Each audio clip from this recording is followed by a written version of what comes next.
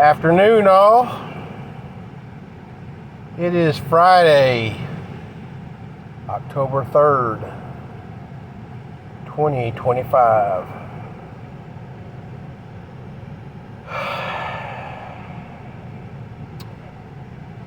Some time has passed since the brutal assassination of Charlie Kirk. And I've been, watching some of the social media pundits and talking heads and stuff like that on the conservative side, and the pundits and some of them, one or two on the other side, because you know how it is. You really want to know your enemy. But ladies and gentlemen, boys and girls, children of all ages, it has dawned on me that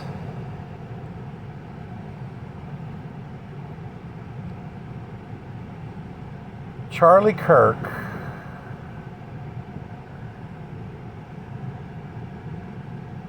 can be classified as a modern day apostle of Jesus Christ. Now, I am not 100% sure of when Charlie Kirk was actually saved and became a Christian. But the Bible records that the apostles, or at that time they were the disciples of Jesus Christ, were all together in the room, and they were waiting for a sign that Jesus told them about after he ascended the second time. He ascended to heaven. And that sign came on as a wind, and the apostles appeared as flaming tongues, and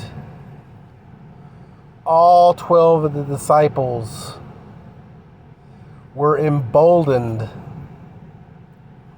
to speak the gospel of Jesus Christ, all of which could not only speak in their native tongue, but their words could be understood by persons of all nations. A lot of misunderstanding of what speaking in tongues is. Basically, there are some religions out there that think speaking tongues is basically some kind of made-up language of blah, blah, blah, blah, blah, and weird stuff like that, and clicks and buzzes. But no, what it is that person speaking words, but the understanding of those words are on everybody around them. If I could be speaking like I am right now, and a person of Hispanic origins with no ESL could understand every word that I'm speaking if I had the gift of tongues, or Russian, or whatever other language you want to throw out there. They would hear my words in their native language. Now, I don't think Charlie Kirk spoke in tongues. And I am pretty sure Saul, who became Paul, did not speak in tongues. But he became an apostle. He was baptized through a vision of Jesus Christ post Jesus' ascension and became an apostle. And what I want to focus on is the former, which is they were emboldened by the Holy Spirit inside their bodies to speak the word of Jesus Christ, or the good news of Jesus Christ, throughout the world. And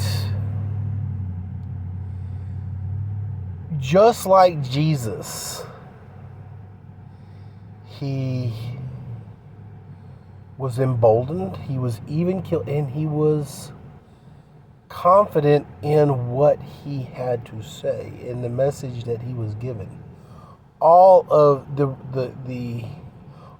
the apostles had utter confidence in what they were actually teaching to the world, and they were emboldened by that. They had no fear amongst them. They were emboldened by the Holy Spirit. Charlie Kirk, much like the apostles of old, traveled our great nation and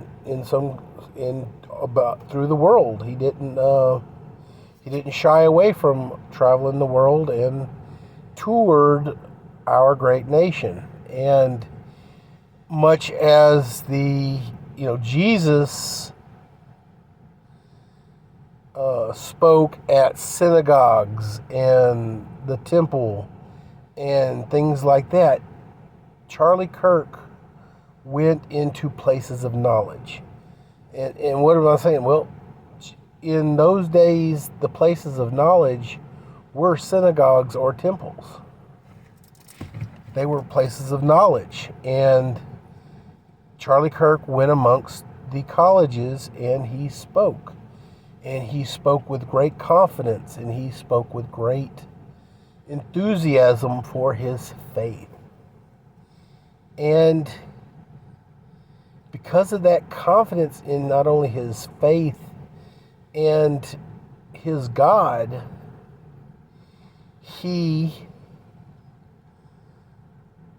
was given boldness by the Holy Spirit to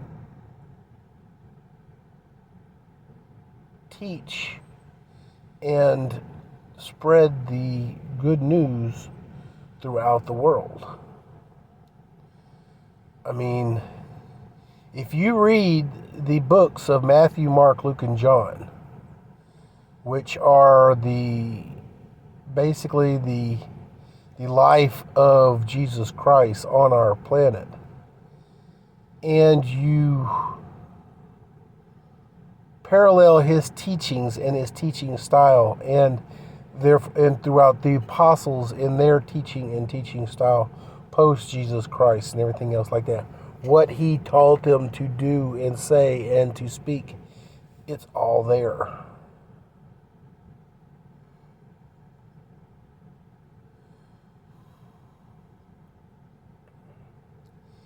And just like the apostles,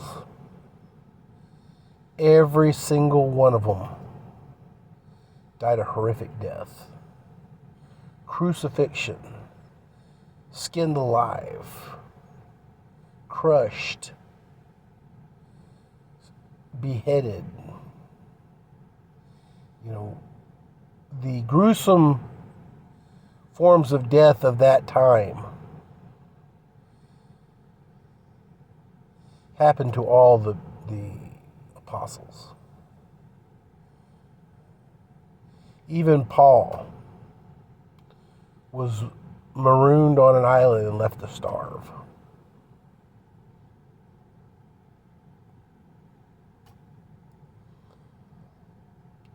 And I ain't gonna lie, guys.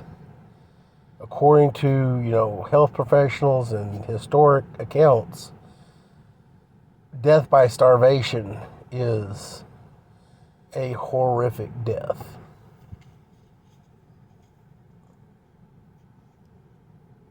And it is a utterly slow death.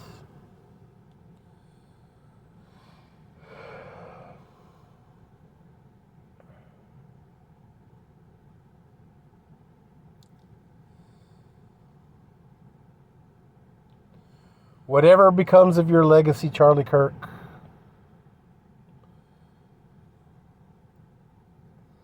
I think most of all, you need to be remembered as a modern day apostle to Jesus Christ.